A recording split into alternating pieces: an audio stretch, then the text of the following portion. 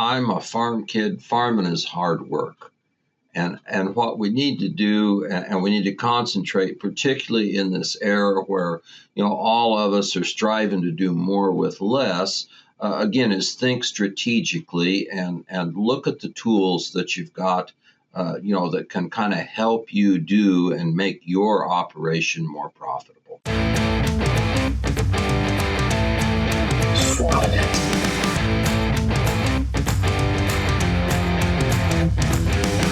Hello, and welcome to the 𝗬𝗏𝗃 podcast show. I'm Dr. Tara Donovan, your host, and today I have Dr. Robert Stwalley as my guest. Dr. Stwalley is an associate clinical professor of agriculture and biological engineering at Purdue University. And Dr.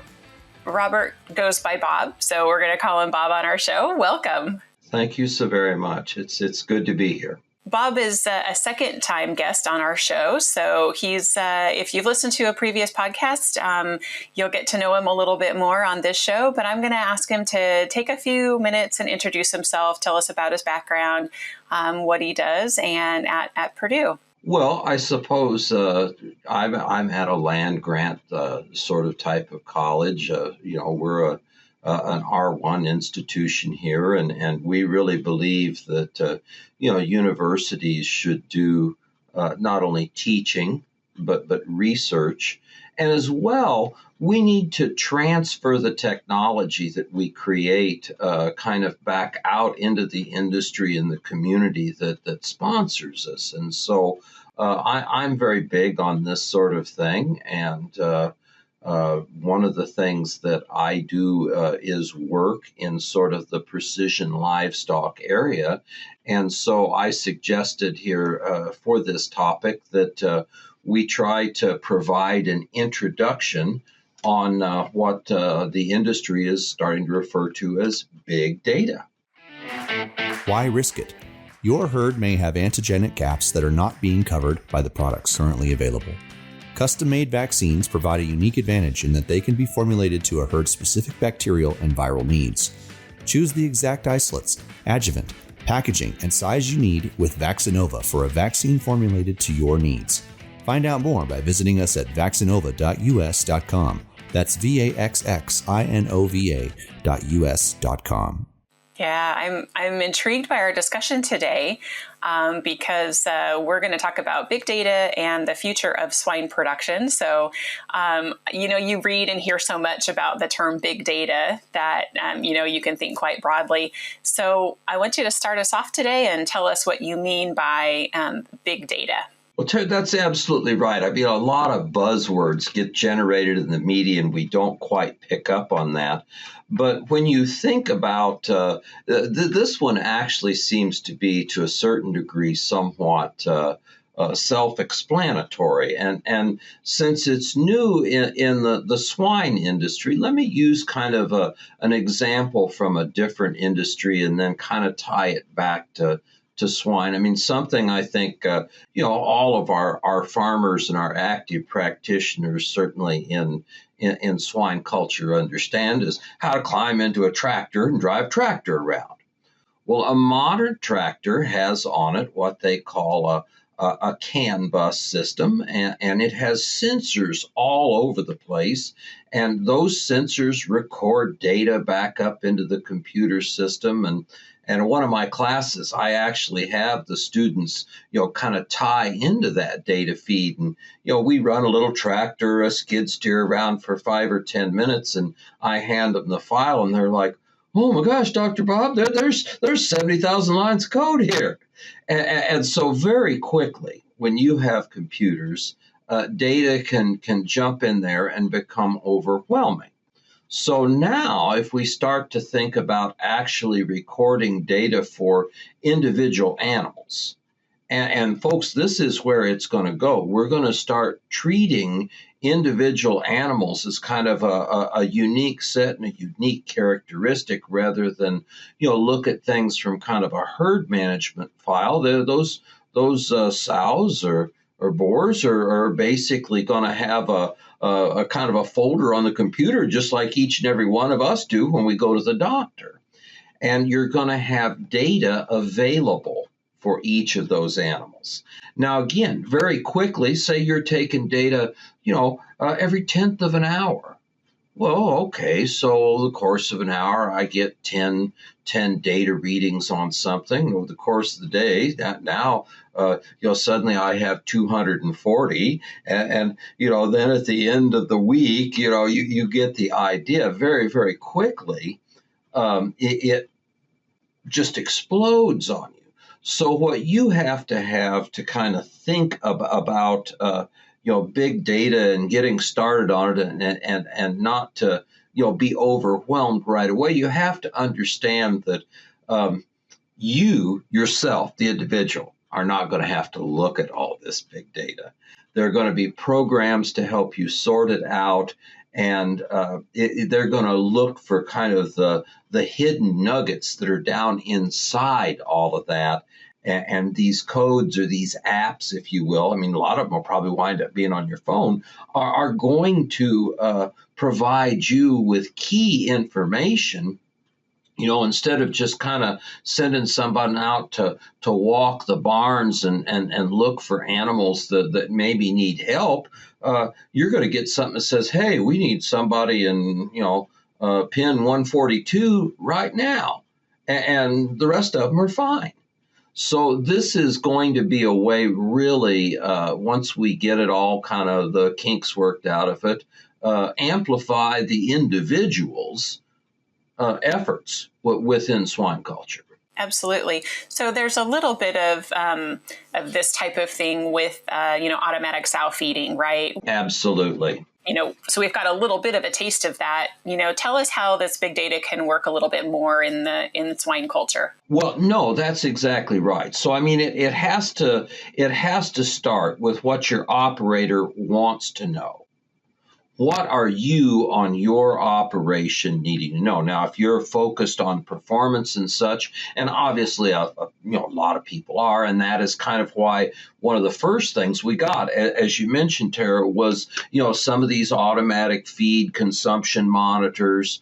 But folks, I mean, I think it's probably also coming for water. It's probably also coming for the animal's activity. I mean, there's a big one. If we don't spot activity for certain periods of time, we've got one that's lame. Well, again, that's where you send the hand out and say, hey, honey, are you doing okay? And find out what's wrong with that animal. In addition to that, I mean, I think just general health of the animals.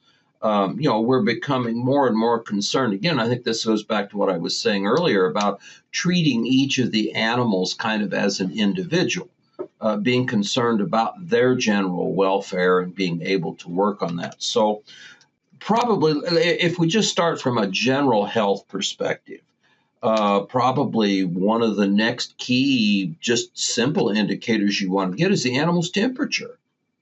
This is going to help you if you understand when the animal's overheated, whether the animal's got sick, if they're already in the farrowing barn and they're close. You can actually trigger when you need to get somebody there with animal temperature. So you're going to have that probably, and again, this is sort of some crystal ball gazing on my part, but I expect a lot of these sensors to eventually be built into ear tags. That was my next question: is how do you get it in the animal or in the animal? I'm expecting a great deal of them will wind up being built into ear tags, where we'll be able to use Wi-Fi types of connections to pick that information up. But if you think about that from a technology sort of suite standpoint, that ear tag also becomes an ideal place to maybe also check for pulse rate, blood oxygen. So, just the fact that, well, you want to get this one piece of data, but oh my gosh, that's a great place, to hang on a sensor that could really, pick up a lot more about how that animal is doing at that moment. So That's certainly potentially one way we'll collect that data. There are some camera systems out there right now that are able to just sort of record general motion and maybe even classify it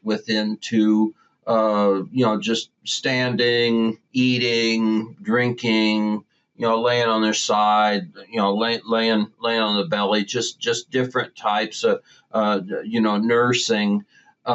But the problem right now is that those need an kind of an artificial intelligence interpreter and require a lot of computer power.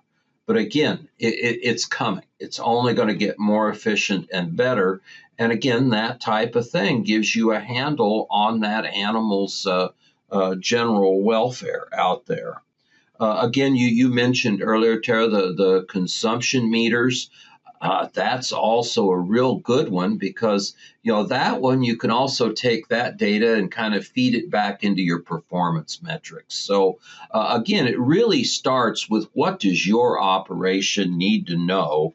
And, in spite of the fact that this gets huge, obviously what we want is instead of it being overwhelming to the poor manager or, the foreman in the barns or just even the operators, we want to have you be able to tap into a computer that does kind of the dirt work at it and sifts through all of it and gives you the key indicators that then you can go out and it's actionable. You can do something about it. Yeah, exactly. Because I think, it's all a matter of saving time, right? Instead of using up more time, because there's a lot to do on the farm and there's a lot of animals. So when you think about goodness gracious, yes, how much data there will be, it can seem a little daunting. But if you open up an app and it says, sow number 54 didn't eat this morning, that's an actionable item, right?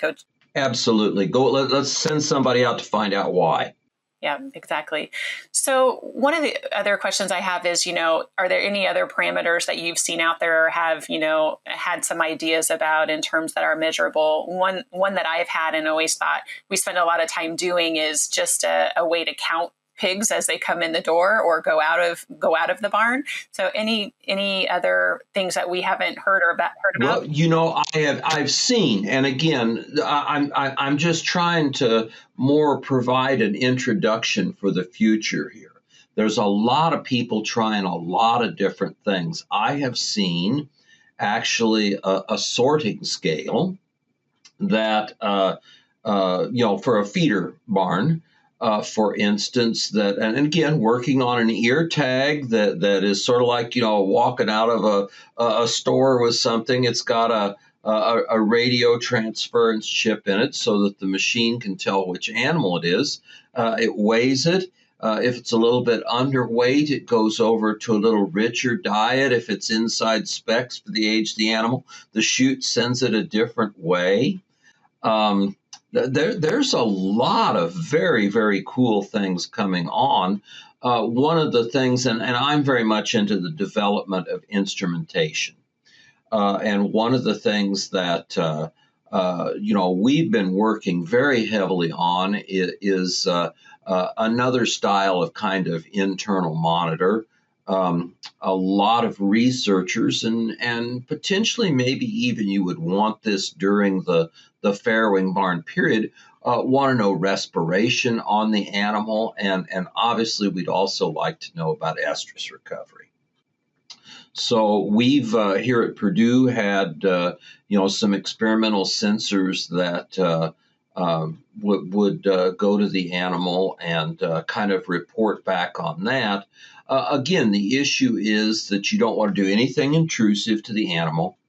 You don't want to affect, them in any, negative way at all. It really has to be kind of transparent and unbothersome to them. So from that aspect, it's just not in anybody's best interest to have something that is going to be an irritant or, that they want to rub off or, back into to try to dislodge it or get it out. Again, you have to be very, very careful about that design. But again, the first question is, well, what do I need to know? Yeah, exactly. And I think if you think about the small animal world, right, we have microchips in pets, right? We've had those for years, and I think that's for a different purpose. And for a food animal, that's something that you probably want to stay away from in terms of the complications at harvest. But an ear tag, right, for a pig seems to be the right method. A collar or something like that, like they use in the dairy world, doesn't work so good in swine. That's right. That's right. Our critters are kind of ornery, and they don't like that stuff. So it's got to be something that's acceptable to them. That's right, Tara. Yeah, right. So it takes a lot of, I think, time and experimentation to get the right instrument, right? To one, like you mentioned, not to be intrusive, but also to give you the data that you want. So very cool. What about other types of data, big data in the barn? Are you working in the space of kind of ventilation or any of the other things not specific to the animal? Yes. No, I was going to say that's absolutely. That is also a huge area, is environmental recording of what's going on in the barn. I have a colleague here at Purdue, Dr. 𝗍𝗽𝗃𝗍𝗃, who has fully instrumented lots of barns. And I mean, it's amazing the amount of things that, going through your data that you can find. For instance, he's also very interested in, at least at Purdue, but many of our experimental barns are floor over pit type of construction. And he's set several different ammonia and other species, sensors throughout the barn. And he can literally show you contour maps and hotspots. And we had one that was puzzling to us. Well, why in the world is the ammonia all very high, just right in this one spot? And come to find out then, as we go in the barn to look at it, well, there was a water leak right there. And so it was dropping in, and that was a highly stirred area. And that was a big ammonia emitter from that pit right there where that leak was. And again, we picked it up on our instrumentation. Other things, of course, again, kind of back to your comment about, the economics and performance stuff. Certainly in our cold winters, we don't want to heat any more air than we have to. And so how do you walk that delicate balance between having clean, fresh air for those animals, keeping your nitrogens and your sulfide concentrations down, and yet optimize on the running of the barn and your gas consumption to keep the animals warm. And big data can help you do that, and again, save operational costs as well. Absolutely. So, and as a veterinarian, I've noted that and always wanted a more sophisticated system that when the heater goes out, right, the pilot light goes out for whatever reason, that does happen in some barns, and it gets cool overnight, the pigs get chilled. And so then, for me, it creates more stress on the animal, and we usually have some sickness that incurs. And so things like That's that. That's right. Nobody wants to get up at 2 a.m, but if it's a question of getting up at 2 a.m, go relight the furnace, versus having sick pigs 2-3 days from now, and a vet out there for a 12-hour shift, which one would you rather do? Yeah, exactly. That's right. You want that call on your phone so you can get out there and fix it. Yeah, which is less costly, right, for the producer and the economics of the operation. So precisely. Very good. So how does a producer get started looking into this technology? What would be the steps to utilize this? Well, again, I just can't help but go back to the strategy that I gave you. What do you want to know?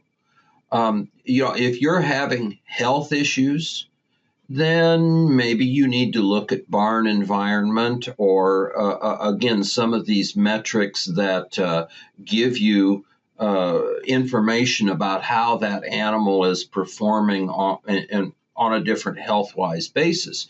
If things are in good shape there, and we're looking for performance metrics that we want for more information on, then maybe you do concentrate on those consumption type meters.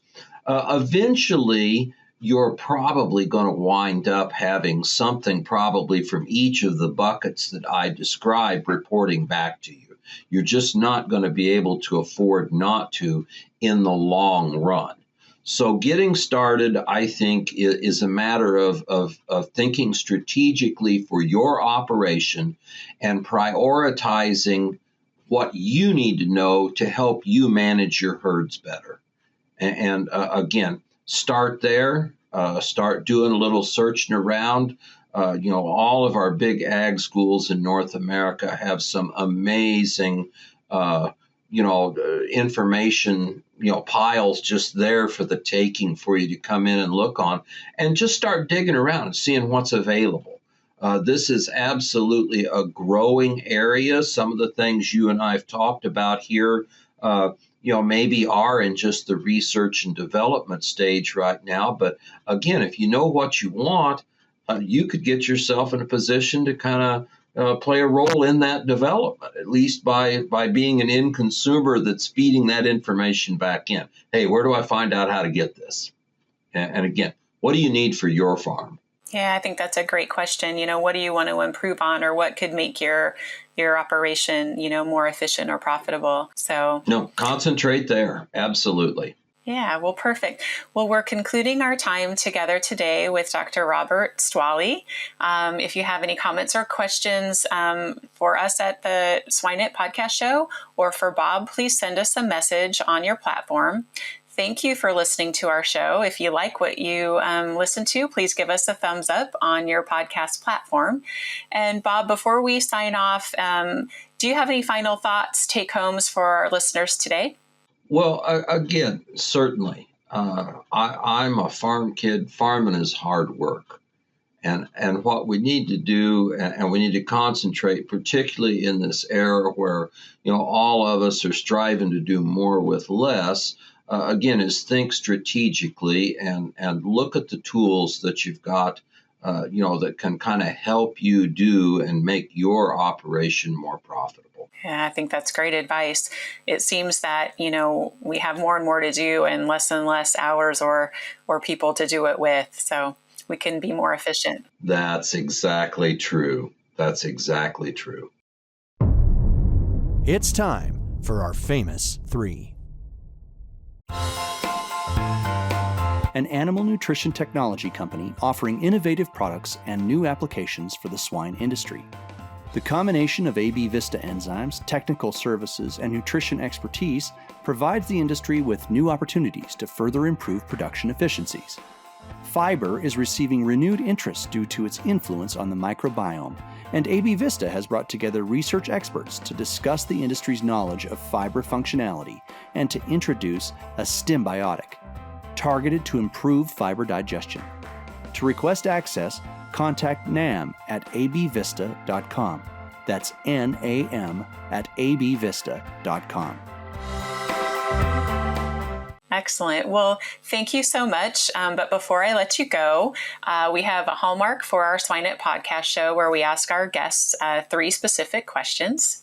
So, Bob, share with us what your favorite book or resource is that you use in your area of expertise. Well, when I work with my partners doing animal science-based and specifically swine culture type research, I have found an amazing book that then transfers really into all animal culture. And it's the Field Guide for Animal Care that's been put together by the collective professional societies. I mean, it just tells you, hey, this is the range I need to be in. Here's what I can kind of expect these animals to consume. Here's kind of the outside envelope. It tells you, when you're getting beyond that. And again, it's not, well, let's just say it's not like afternoon novel reading, but on the other hand, it's an incredibly valuable reference to use. Yeah, it's a resource to go to when you're building a protocol or. It's my go-to resource.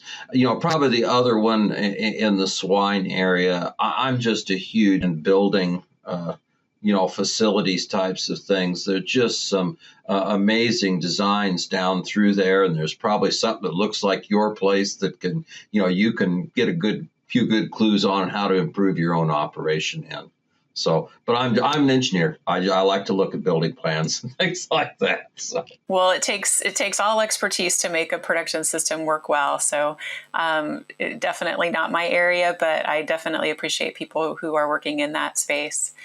So, Bob, what about a book or resource that's outside your area of expertise? Something you think we should take a look at or tune in on? Well, if you really get into this big data and you start seeing all kinds of information come in and you move up to a little more intermediate and advanced level, and believe me, you can quite easily, you're going to have to start writing your own kind of Python or R codes to do analysis. And in that case, probably the best, most readable guide to statistics that I know of is by a gentleman named Andy Field, and it's called Using SPSS for Statistical Analysis. My wife and I treat that as the Bible in our engineering work when it comes to just data collection in all the different areas we work in, certainly animal culture, it's right in there again. And back to the sort of just the definition of big data, the more information you have, the more these powerful statistical tools can help you, because you'll clearly see when something veers out of the normal. And you kind of have to understand that. So that would be the one I would suggest that would be a broadening or inspirational piece for someone. And again, it's quite readable. Right. No, that's good advice. And one more point on that, if you're wanting to learn more, but maybe don't want to, be the person doing it, but just understanding that space, there are consultants like yourself that can, help get the work done, but just having a basic understanding of how do I look at this data? And again, I would advise, take full advantage of your extension services in your local universities. Yeah, absolutely. So on a little bit different note, different question, share with us an attribute or characteristic that you feel sets successful professionals apart from others. Oh, it's just so easy. It's a curiosity about what they do and a drive to learn how to do things better. It's someone who's just so into the work and wanting to do the very best job that they can, that they're constantly learning. That curiosity to go and pick up new information, to at least view different possible ways to doing it. That helps you decide whether what you're doing is best, or maybe you can, pull a few strings from that other individual. So I think it's that drive to do better and the curiosity and a willingness to learn new things. Yeah, absolutely. Spoken like a true professor and teacher, having a student wanting and willing to learn and being curious and asking questions. So, well, I think my point is, though, you don't have to be a college student to have that. Oh, no, not at all. A true professional wants to learn more. I mean, at whatever level they're working. Someone who's making something, into a career and has a desire to do it better. That I said, that's what I want to see. I want to see somebody that, like I said, willing to find out more. Yeah, we call it a lifelong learner. That's right. Well, it's been a joy to have you on the show. Thank you so much. And I'm sure we'll cross paths sometime down the road. Thank you for having me, Tara.